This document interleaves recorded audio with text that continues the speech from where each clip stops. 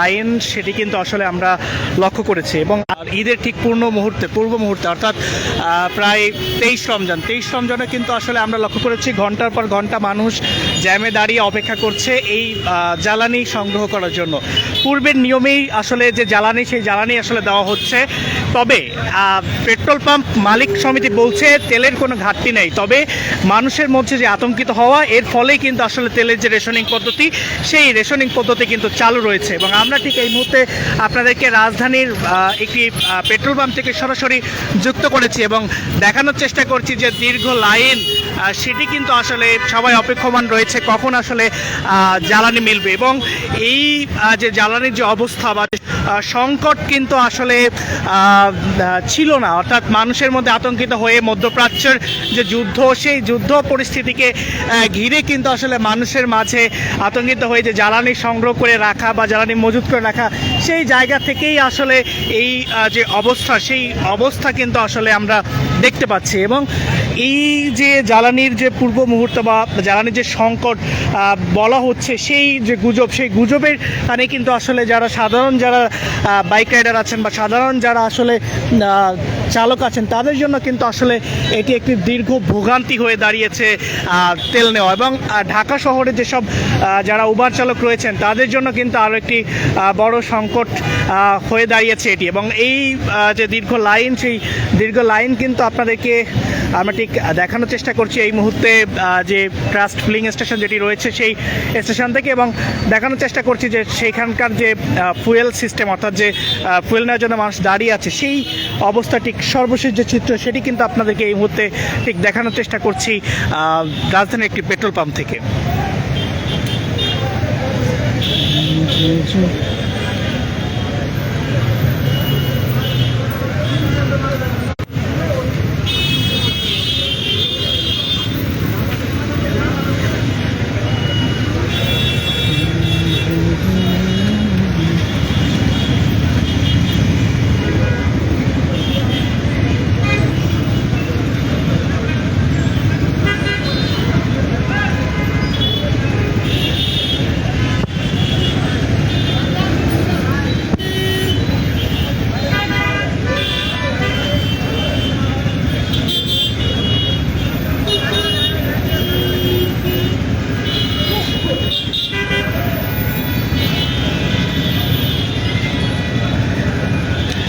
রাজধানীর একটি petrol pump থেকে আপনাদেরকে সরাসরি মতো দেখানোর চেষ্টা করছি সেখানকার যে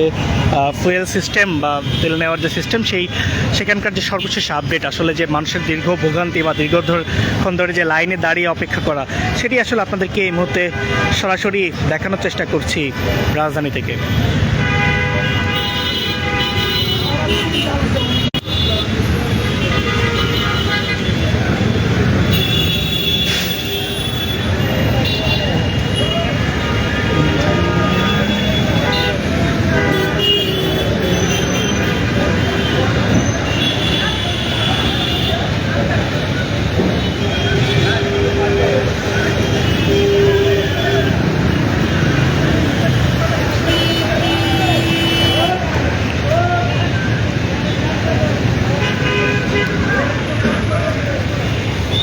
রাজধানীর